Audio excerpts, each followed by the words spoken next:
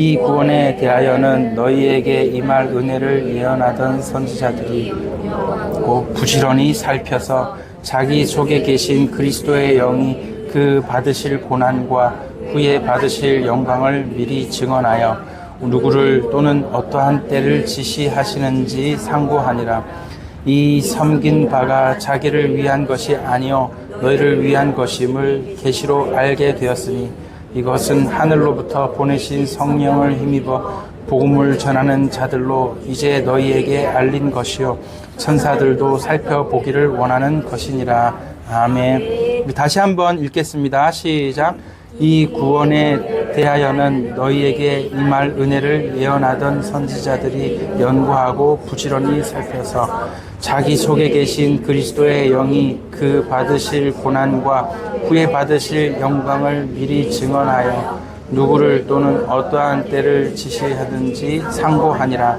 이 섬긴 바가 자기를 위한 것이 아니요 너희를 위한 것임이 계시로 알게 되었으니 이것은 하늘로부터 보내신 성령을 힘입어 복음을 전하는 자들로 이제 너희에게 알린 것이요 천사들도 살펴보기를 원하는 것이니라. 아멘. 오늘 이 본문의 말씀을 가지고 연구하고 부지런히 살펴라 라는 제목으로 말씀 증거합니다. 오늘 본문 말씀 보니까 선지자들이 하나님의 감동하심을 받아 성경을 이렇게 기록을 하는데 이게 자기 때에 이루어질 자기 사람들에게 이루어질 내용이 아니고 나중에 후대에 이루어질 내용을 자기가 기록한다는 것을 알았다는 거예요. 즉 선지자들도 지금 성경 말씀을 하나님의 감동으로 기록을 하지만 이게 지금 무슨 뜻인지 무슨 의미인지 다 모른다는 겁니다. 다 모르고 기록을 하는 거예요. 근데 이게 언제 어느 때에 이루어진다고요? 후대에게 저 500년, 1000년, 1500년 뒤에 이루어지고 심지어 어떤 예언은 이제 마지막 그 때에 요한계시록 같은 경우는 아직 지금 다 오지 않았어요. 마지막 때에 이루어질 예언을 지금 기록을 하더라는 거예요. 그래서 오늘 본문 말씀 보시면 뭐라고 얘기합니까? 이 구원에 대하여 선지자들이 연구하고 부지런히 살피면서 예언을 썼다. 근데 11절 보십시오. 누구를 어떠한 때를 지시하는지 고민을 많이 했다는 거예요.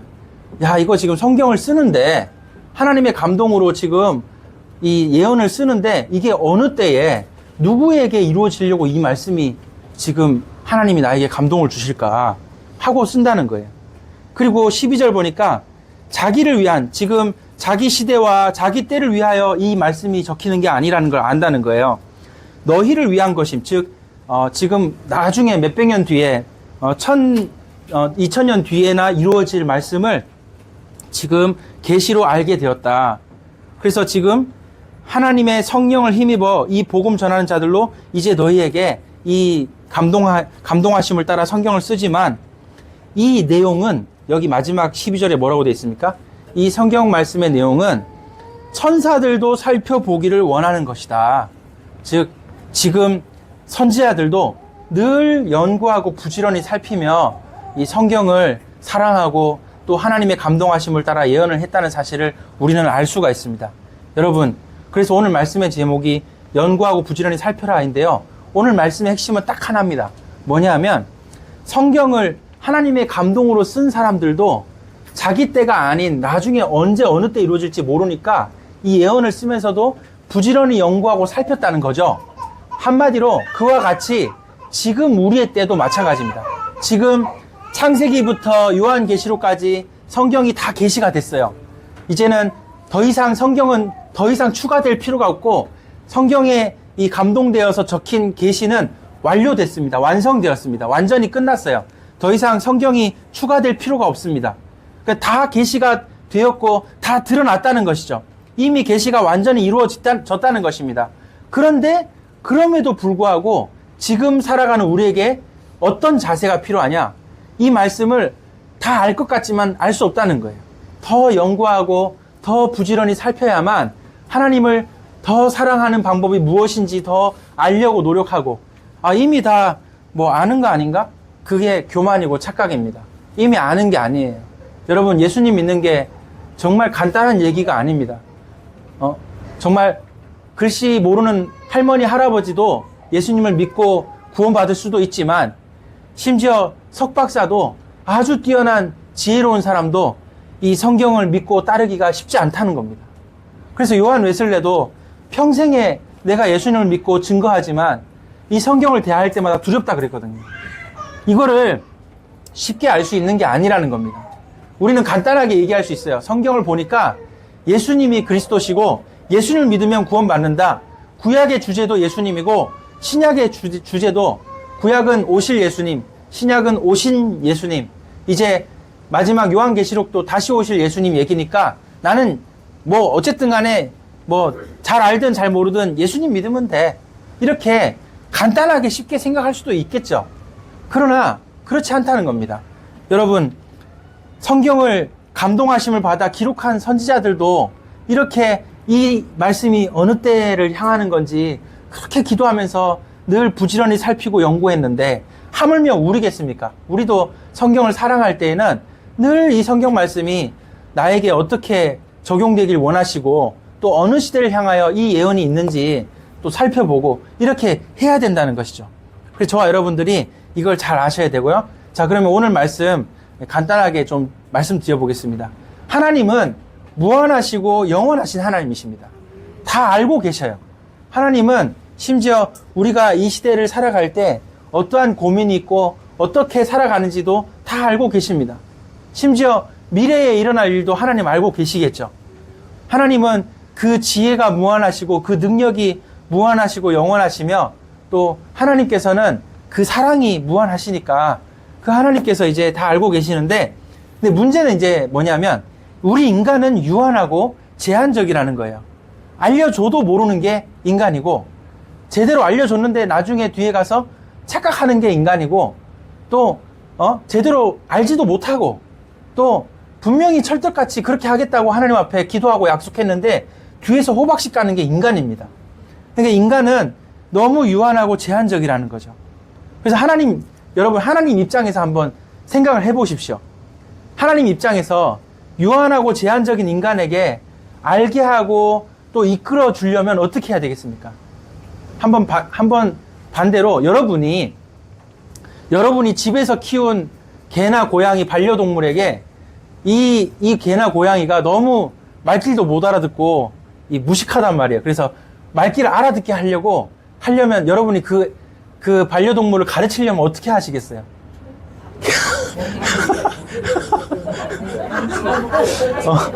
좋아하는 것도 주고 추루도 주고, 야, 말 잘 들어. 추루도 줬다가 또 훈련도 시키고 말 안 되면은 못 알아들으면 야옹 소리도 내고 멍멍 소리도 내고 막 이렇게 여러 가지 국민 동물 잘 가르친 동물 박사 누구죠, 걔? 그 사람 불러다가 어떻게 하는지 물어보고 이렇게 해가지고 열심히 이제 고양이 이 개한테 이해시키려고 얼마나 노력을 하겠어요. 근데 다 안 된다는 거죠. 마치 하나님께서도 우리를 대하실 때 그런 느낌 아니겠습니까? 하나님께서 하나님의 형상으로 우리를 만들었지만 이놈의 것들이 죄악된 본성을 가지고 개판이야, 완전. 인생을 얼마나 육체의 욕심을 따라 살고 죄악된 본성을 따라 살고 세상 풍조를 쫓아 나중에 공중권세 잡은 자에게 완전히 속아가지고 이렇게 인생을 살더라는 것이죠. 세상의 정치, 경제, 사회, 문화, 세상의 유혹에 막 넘어가는 거예요. 이런 인간들을 바라보실 때 하나님은 이걸 이해시키려고 하니까 수천 년 전부터 창세기부터 해서 지금까지 왔는데 이제 와서 역시나 누구든지 성경이 손에 들려있다 보니까 희한하게 여기다 자크 채워놓고 안 읽는 거예요. 이렇게 성경에만 자크 달아놨어. 이렇게 해놓으면 일주일 뒤에 이제 여는 거야, 이거를. 교회 올 때나 이제 한번 열어보는 거야. 이게 자크를 달아놔가지고. 그러니까 이렇게 돼가지고 얼마나 성경이 다 있어도 이걸 안 읽게 되고 하나님을 이 말씀을 가까이 하는 게 쉽지 않다는 거죠. 여러분, 하나님께서는 정말 인간에게 무엇을 바라실까요? 하나님께서는 이렇게 66권이나 되는 정말 시대를 망라하고 정말 수천 년, 성경이 약 2500년 걸쳐서 기록됐잖아요. 이렇게 수천 년 걸쳐서 기록되면서 약 40여 명의 저자를 통해 기록이 됐는데 이렇게 기록이 되면서 우리에게 과연 무엇을 원하실까요? 성경에 분명히 길이 있고, 성경에 분명히 답이 있고, 성경이 우리가 어떻게 이 죄악된 본성을 정말 이기며 복되게 살아갈 수 있는지, 하나님의 복을 받으며 살아갈 수 있는지 분명히 있지 않습니까? 그래서 여러분들이 이제 오늘 그걸 잘 기억하시면서 말씀을 들으셔야 됩니다. 오늘 말씀의 핵심은 뭐냐? 자, 첫 번째입니다. 하나님께서 주시는 복음은 당연히 예수 그리스도시죠. 간단 명료합니다. 하지만 이 예수 그리스도라는 복음을 각 시대마다 다르게 말씀하셨다는 거예요. 심지어 아브라함이나 모세나 뭐 다윗도 마찬가지고요.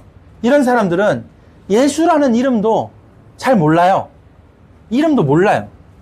다만 하나님의 보내시는 구원자가 있음을 알 뿐이에요.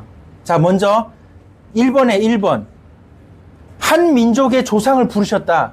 요게 이제 하나님이 처음에 우리 인간들에게, 유한하고 제한적인 인간들에게 진짜 생명을 주시고 복음을 가르치려고 주시는 첫 번째 방법이라고 할 수 있어요.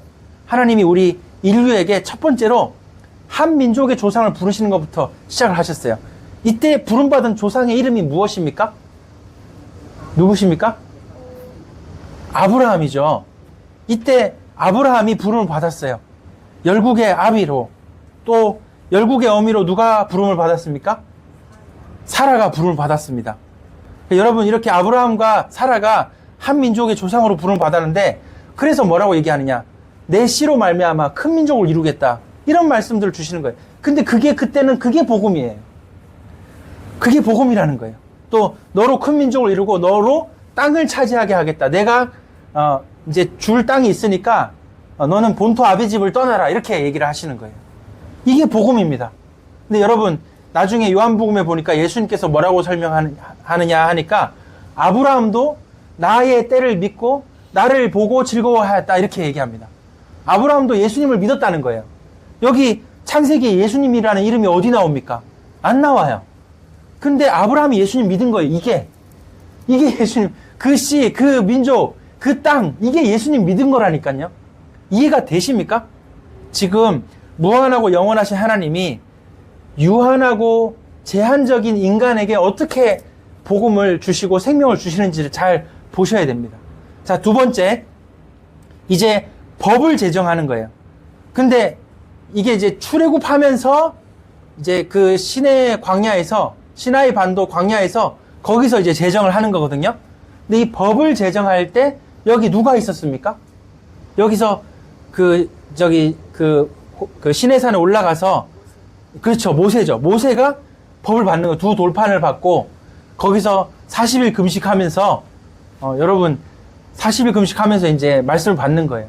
그러니까 내려왔더니 이제 이 백성들이 아론을 협박해가지고 금송아지 만들고 있는 거예요. 거기 앞에 뛰놀고 있어. 그래서 어떻게 합니까? 십계명 두 돌판을 갖다 집어 던지는 거예요. 하나님의 능력으로. 그 돌판이 깨지고, 그 금은 어떻게 했어요? 금은 다 싹 다 이 가루로 만들어서 다 매겨버려요. 다.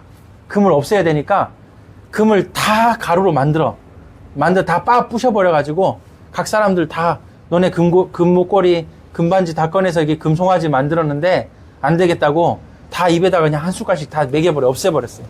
그리고 금송아지 만들 때 그때 주동했던 그 레위 지파나 이런 사람들은 그 자리에서 그때 1,000명 넘게 죽었거든요. 바로 그 자리에서 죽었어요. 그리고 하나님의 진노가 그때 임하고, 그때 다 백성들이 회개하고, 다시 올라가서 다시 40일 금식 기도해서 다시 두 돌판을 다시 받았단 말이에요. 세상에 40일 금식을 연달아서 2번이나 했습니다. 여러분, 보통 일이 아니죠. 여러분이 모세라면 그렇게 할 수 있겠어요? 하나님, 제가 모세가 아니어서 감사합니다. 기도해야 되는 거 아니에요? 그래서 정말 얼마나 그렇게 해서 법이 제정된 거예요. 오늘 오후에도 이제 율법 613개 중에 이제 오늘 오후에 첫 번째 시간으로 이제 율법을 한번 좀 같이 배워보려고 합니다. 근데 이 법을 제정하면서 이때 이 법을 제정하고 그것을 잘 이해하고 따르는 게, 그게 바로 복음을 붙잡고 하나님을 믿는 방식이다라는 사실이죠. 여러분, 613개 구절에 예수님이라는 이름 나옵니까? 안 나옵니다. 근데 그게 예수님 믿는 방식이에요. 아니, 지금 시대마다 지금 하나님께서 우리를 복음으로 살리시고 이끄시는 방식이 다른 거예요. 근데 또 어떻게 보면 다른 게 아니라 같은 겁니다. 그러니까 지금 우리가 보니까 이때 이랬구나, 이때 이랬구나 이렇게 이해가 되는데 그때 시대에는 여러분 아브라함은 창세기도 없었어요. 모세가 창세기 썼잖아요. 아브라함 때 무슨 성경이 있습니까? 요셉이 무슨 성경을 읽습니까? 없는 거예요. 그러면 모세도 마찬가지. 모세도 그때 모세 시대의 백성들은 모세오경밖에 없는 거예요. 그것도 뭐 여러 개 뭐 책 출판한 게 아니고 단권 한 권밖에 없잖아요. 읽을 수가 없어. 근데 그때 그렇게 하나님을 기뻐하고 경외하며 하나님을 따르며 구원함을 받는다 이 말이죠. 자, 그러면 이제 세 번째입니다. 시대가 흘러서 이제 왕권을 이제 주시고 그의 통치를 보이신 때가 왔어요. 먼저 우리 인간은 키도 훤칠하고 잘생기고 가문 배경 좋고 사람 참 괜찮은 사람을 왕으로 세웠습니다. 우리 인간이 저 사람 투표해서 왕으로 세웠는데 그게 누구냐? 사울왕이었어요. 지지율 무려 98%. 투표했는데 다 지지하는 거야. 너무 인물이 헐친하고 잘생기고 그렇게 믿음도 좋고 참 사람 좋아. 그게 사울왕이었어요. 근데 안 되는 거예요. 인간이 가장 좋게 여기고 뽑은 왕은 결국에는 아무리 좋아도 안 되더라는 거예요. 망하고. 근데 하나님께서 한 사람을 뽑아 세우셨어요. 사무엘이 이새의 집에 가서 첫째 아들도 아니고 둘째, 셋째, 넷째, 다섯째, 여섯째도 아닙니다. 근데 마지막 일곱째 아들, 이제 양치고 돌아온 아들, 얼굴 시커매가지고 돌아와가지고 있는데 이 아들에게 이름이 다윗이죠. 그 아들에게 안수하여 기름 부어 이제 너는 나중에 왕이 될 거라고 얘기를 하는 거죠. 여러분, 그렇게 해서 하나님이 뽑아 세우신 왕이 다윗 왕이에요. 그때 다윗이 왕이 됐을 때 그때 유일하게 이스라엘 역사에 유일하게 예수님이 왕이 되시면 어떨 것인가라는 걸 모형으로 그나마 보여준 왕이 다윗 왕입니다. 그 전에는 없는 거예요. 사울왕도 아니고 솔로몬도 아니고 그 뒤에 나오는 요시야 왕, 히스기야 왕 다 아닙니다. 수룹바벨 다 아니에요. 다 아니고 여호람 뭐 아닙니다. 진짜 하나님이 기뻐하는 왕은 이 다윗 왕이 그나마 예수님의 통치를 조금 보여줬다. 이렇게 하시겠구나, 예수님이. 그래서 그 다윗 왕 때 그때 백성들은 그때 다윗의 통치를 보며 예수님 믿는 거라니까요. 이게 정말 신기한 내용입니다. 여러분, 구약 성경을 읽으실 때 이런 것들을 유념하시면서 한번 읽어보십시오. 얼마나 참 하나님의 섭리와 지혜와 이끄심이 놀라운지를 여러분 많이 느끼실 수가 있습니다. 그 다음 네 번째, 이제 나중에 이스라엘이 막 멸망으로 달려갑니다. 여러분, 사울왕 때 이스라엘이 왕국으로 이렇게 건설되고 시작을 하고 다윗 왕 때 이렇게 정말 전성기를 누리며 딱 나라의 모습을 보이는데 그 뒤로는 계속 내리막길이에요. 그래서 마지막 저 북이스라엘 망하고 저 남유다 망할 때까지 보시면은 어떻게 됩니까? 이때 보니까 점점 어려워지는데 그때마다 어려워지는 이유가 인간이 얼마나 우상숭배를 그렇게 쉽게 접하고 받아들이고 그렇게 죄악을 그렇게 쉽게 받아들이는지 알 수 있습니다. 하나님의 은혜를 아무리 안다 그래도 아무리 하나님께 감사하고 예배 드린다 그래도 쉽게 우상숭배를 접하는 거예요. 여러분, 그 인간은요 굉장히 간사합니다. 지금 이스라엘 백성 요 솔로몬 때부터 요 얘기하는 거예요. 얼마나 간사하냐면은 하나님께 세절기 다 지켜가면서 안식일 다 지키면서 하나님께 예배 다 잘 드립니다. 그리고 겸하여서 우상숭배 같이 잘하는 거예요. 그러니까 예배 안 드리는 게 아니에요. 그러니까 살면서 내가 하나님 사랑합니다 말할 수 있게끔 싹 다 합니다. 절기 다 지키고 율법 막 지켜가면서 엄청 믿음 좋아, 잘 믿어. 그러면서 뭐 한다고요? 뒤로는 우상숭배도 하고 죄악된 삶도 사는 거예요. 이렇게 살아가는 거예요. 그렇게 해서 시대가 같이 멸망을 하더라. 여러분, 이런 내용들을 보시면은 참 인간이 이런 식으로 우리는 죄에 당하고 자신 내면에 죄악된 본성에 이렇게 당하는구나, 이렇게 속는구나, 이런 걸 우리 잘 알 수 있다는 거요. 근데 여기서 중요한 건 이제 멸망에 대한 하나님의 진노와 심판, 이것이 곧 이제 사랑이고요. 또 회복하시는 것이 바로 하나님의 사랑입니다.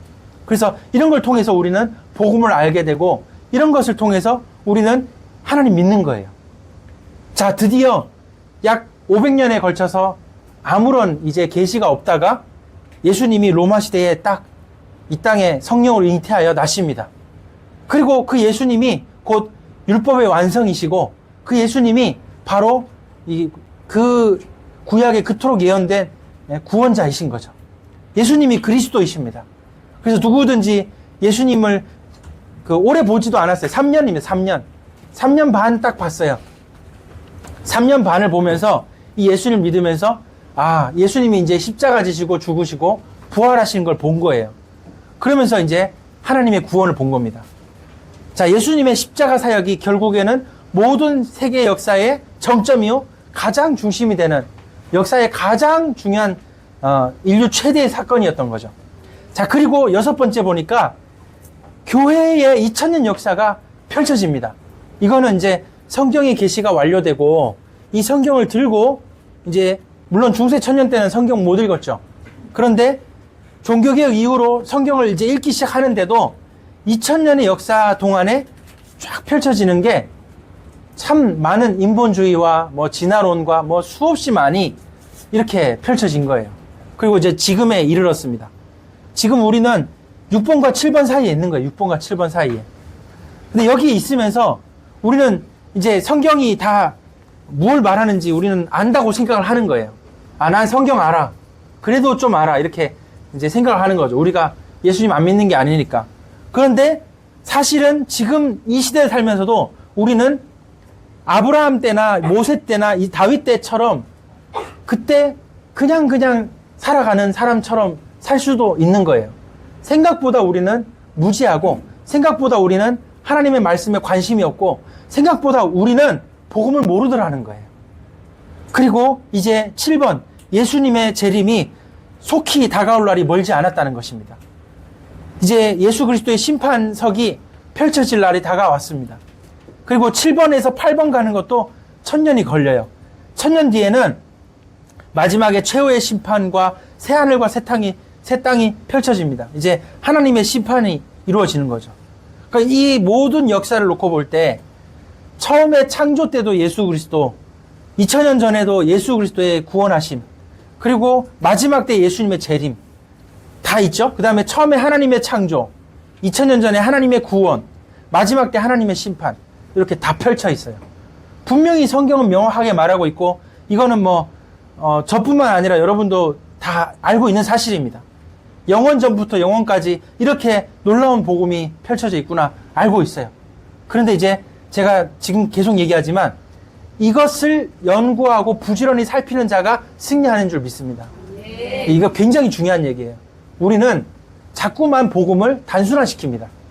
예수 믿으면 돼. 말하기 좋잖아요. 복음은 간단한 거니까. 우리가 이제 지금 이 시대의 가장 문제가 뭐냐? 복음을 자꾸 단순화시키고 성경을 단순화시키는 게 문제예요. 단순하지 않은 책인데. 그 다음에 단순화시키면서 뭐 하느냐? 성경을 안다고 스스로 착각하는 게 문제입니다. 지금 하나님의 계시가 완전히 이루어졌으니까 더 이상 감추어진 게 없으니까 그냥 챗GPT한테 물어보면 되지 않나? 이렇게 쉽게 생각한다는 거예요. 하지만 구약의 선지자들도 그랬고 지금도 그렇고 어느 때든지 정말 신실한 신학 교수님 어떤 분 얘기 들어보니까 정말 40년 평생을 성경만 연구하고 늘 매일 묵상하고 했는데도 성경을 대할 때마다 정말 내가 너무 모르는구나 이렇게 느낀다는 거예요. 그래서 그런 얘기를 들을 때마다 지금도 성경을 부지런히 살피고 연구하지 않으면 알 수 없다는 것을 꼭 기억하셔야 됩니다. 한번 따라해 봅시다. 성경을 단순화시키지 말자. 성경을 단순화시키지 말자. 자꾸 요약하는 거 너무 좋아하지 마세요. 요약하고 간단하게 한 단어로만 얘기하고 그게 너무 좋은 거 아닙니다. 신학적으로 단순화시키고 요약하는 걸 보고 신학적으로 환원주의라고 합니다. 환원주의가 우리가 비진리에 빠지는 아주 위험한 첫걸음이 될 수가 있어요. 우리가 진리를 놓치기 쉬운 이유 중에 하나가 환원주의를 하면서부터예요. 성경을 펼쳐서 안 읽기 시작해요. 덮어놓고 성경은 이거야 이렇게 말하고 끝내버립니다. 근데 펼치면 너무너무 정말 이건 어떤 의미로 말씀하셨을까, 정말 기도하고 읽어야 될 게 너무 많다는 거죠. 여러분, 성경을 늘 가까이 하십시오. 복음을 단순화시키면 안 됩니다. 복음은 단순한 게 아니고 복음은 완전하고 충분하고 모든 것이기에 복음으로 저와 여러분들이 완전히 깊이 들어가려면 자꾸만 복음을 펼쳐서 또 구체적인 것도 읽고 전체적인 것도 보고 이렇게 하셔야 된다는 것입니다. 성경을 늘 가까이 하는 자에게 하나님의 사랑을 느끼게 됩니다. 하나님을 정말 사랑하는 마음이 있어야 성경을 가까이 할 수 있잖아요. 이런 자에게는 누구든지 첫 번째로 하나님의 뜻을 알게 됩니다. 두 번째로 하나님의 사랑을 느끼게 됩니다. 세 번째로 하나님의 열심을 품게 됩니다. 선풍기 빼고. 여러분, 지금 여기 2번에 3번 보시면 세 가지 써놨어요. 하나님의 뜻, 하나님의 사랑, 하나님의 열심. 자, 여기 하나님의 뜻을 우리가 발견하는 것이 이게 바로 우리의 지적 영역에 하나님의 역사가 있는 거예요. 그 다음에 하나님의 사랑을 우리가 느끼는 것이 이것이 바로 예배 끝나고 이것이 바로 우리의 정적인 영역에 하나님의 은혜가 임하는 겁니다. 그 다음에 하나님의 열심이 나에게 임하는 것이 우리의 의지적인 영역에 하나님께서 역사하시는 거예요. 즉, 성경을 늘 가까이 할 때 어떤 일이 일어납니까? 하나님을 사랑하는 마음으로 성경을 늘 가까이 할 때 지정의의 역사가 일어나는 거예요. 여러분, 하나님의 뜻을 알아야 돼요. 지적인 변화가 있어야 됩니다. 하나님의 사랑을 우리가 받고 느껴야 돼요. 정적인 우리의 감성의 역사가 있어야 돼요. 또 하나님의 열심이 내 속에 탑재가 돼야 돼요. 이게 바로 우리의 의지에 변화가 있어야 돼요. 그래서 여러분, 단순히 지적인 것만이 아니라, 단순히 정적인 것만이 아니라 지정의 모든 것에 이 복음이 역사해야 되는 줄 믿습니다. 여러분, 근데 지금 얘기 드리는데요, 지와 정에 복음이 심겨지는 건 쉬워요. 근데 의지에 복음이 담기는 게 이게 정말 어려운 거예요. 자, 다시 얘기합니다. 지정의 모든 것에 복음이 들어가야 되는데 지와 정은 뭐 어떻게 한다고 칩니다. 이거는 이제 우리가 말씀 들으면서 눈물도 나고 감동도 받고 또 새로 깨닫는 것도 있고 이렇게 할 수가 있어요. 그런데 의지의 복음을 심는 건 보통 문제가 아니에요. 하나님의 열심이 내 안에 들어오셔서 나에게 강력한 나의 이 복음을 향한 열정과 그 결단과 이런 게 되는 거는 보통 이게 중요한 얘기가 아닙니다. 의지의 복음을 심는 게 이게 정말 어렵고 중요한 얘기입니다. 여러분, 그래서 유대인들이 뭐라고 얘기합니까? 유대인들은요, 그 교사 중에 가장 뛰어난 교사는 가난이다 이런 얘기를 합니다. 이게 무슨 말이냐면 가난이라는 결핍이 이 의지를 심는 거예요. 결핍이 있어야 의지가 들어오거든요. 나는 잘 살고 싶어 부터 시작해서 나는 정말 지금 이렇게 살아서는 안 될 것 같아. 나는 지금 뭔가 하나님의 은혜가 필요해. 의지의 복음이 담기는 이유가 바로 가난이라는 거예요. 가난을 무조건 죄악시할 필요가 없습니다. 우리가 풍족하게 사는 것도 하나님의 은혜요 감사한 일이지만 때로는 부족한 게 있는 게 그게 감사한 일이라니까요. 영적으로나 육신적으로 우리에게 결핍이 있고 부족함이 있을 때 그게 또한 감사한 일 중에 하나입니다. 그래서 유대인들의 격언에 최고의 교사는 가난이다. 어떤 아주 유명한 유대인 랍비가 있었어요. 그랬더니 한쪽은 부자 아이가 오고 한쪽은 가난한 집 애가 온 거예요. 그래서 이제 양쪽에 어머님이 같이 와서 선생님, 랍비요, 저희 아이를 가르쳐 주십시오. 부탁드립니다. 이게 두 부모가 같이 부탁을 하는 거야. 그랬더니 랍비가 고민을 하더니 부자 아이를 가르치겠다고 선택을 하는 거예요. 근데 가난한 집 아이는 엄마가 섭섭한 거죠. 아니, 저 훌륭한 랍비께서 왜 부자 애만 가르쳐 주겠다고 선택을 하고 우리 애는 안 하나? 너무 섭섭하다. 그래서 물어봤어요. 라삐요, 왜 우리 집에는 돈 없다고 무시하십니까? 왜 선택을 안 하십니까? 이렇게 얘기하니까 그때 라삐가 이런 얘기합니다. 너네 집은 가난이라는 최고의 교사가 있기 때문에 내가 안 가르쳐줘도 이 애는 잘 될 거라. 근데 이 부잣집에는 지금 내가 갈구지 않으면 안 된대요. 그래서 지금 불렀대요. 이렇게 얘기합니다. 여러분, 이해가 되세요? 이게 무슨 얘기입니까? 우리의 의지의 복음을 심는 게 이게 정말 중요하고 힘든 작업이에요. 여러분, 그래서 오늘 우리가 이렇게 예배 드리는 것도 복인 줄 믿습니다. 우린 오히려 힘들고 어려운 것도 좋은 일인 거예요. 감사한 일이고. 여러분, 김밥을 수천 줄 먹어도 감사하시기 바랍니다.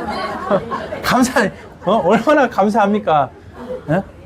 진짜 너무 감사하고. 결론입니다. 그래서 나의 생각과 나의 마음에 복음을 심고 그러기 위해서 연구하고 부지런히 살펴야 돼요. 시대마다 성경 구약 시대 창세기부터 저 요한계시록까지 나의 마음과 생각에 이 복음을 담아내려고 열심히 우리가 하나님 사랑해야 됩니다. 그런데 정말 제가 지금 강조한 것처럼 나의 의지의 복음을 심으려고 애를 써야 돼요. 이거 진짜 중요한 겁니다. 여러분, 얼마나 하나님을 사랑하십니까? 그리고 하나님은 유한하고 제한적인 우리 인간에게 복음을 설명하기 위해서 많은 시대에 예수님이라는 이름조차 안 꺼내셨어요. 그렇게 설명하셨단 말이에요. 그 이유가 있다는 것입니다. 여러분이 정말 하나님을 사랑한다면 부지런히 연구하고 부지런히 살피라는 거예요. 그렇게 해서 여러분의 의지에 복음이 심겨지기를 예수님의 이름으로 축복합니다. 네. 하나님 감사합니다. 오늘도 주신 말씀 감사합니다. 하나님, 정말 시대마다 정말 복음을 우리에게 늘 주시고 생명을 주시고 우리를 정말 사랑하셔서 우리를 정말 선한 길로 이끌어 주신 하나님 감사합니다. 이제 오늘 이 시대에도 우리는 때때로 복음을 다 아는 것처럼 느낄 때가 있고 착각할 때가 많지만 많은 선지자들도 그랬던 것처럼 하나님, 지금도 진정 하나님을 사랑하는 자들이 그러한 것처럼 우리는 성경을 사랑하고 정말 연구하며 부지런히 살필 수 있도록 은혜를 내려 주시옵소서. 오늘날 이 시대에 성경을 가장 사랑하는 우리 모든 선한 능력교회 성도들 되게 하여 주시옵소서. 감사와 영광 돌리며 예수님의 이름으로 기도합니다. 아멘. 이제는 우리 주 예수 그리스도의 놀라우신 은혜와 아버지 하나님 크신 사랑과 성령의 교통하신 모든 그 교통하심과 또 하나님의 놀라우신 그 은혜를 기뻐하며 오늘도 이제 늘 이렇게 말씀을 가까이 하며 늘 살피고 연구하기를 원하는 모든 성도들 위해 우리의 지정, 의에 복음이 심겨지기를 원하는 모든 성도들 위해 이제로부터 영원토록 함께 있을지어다. 아멘.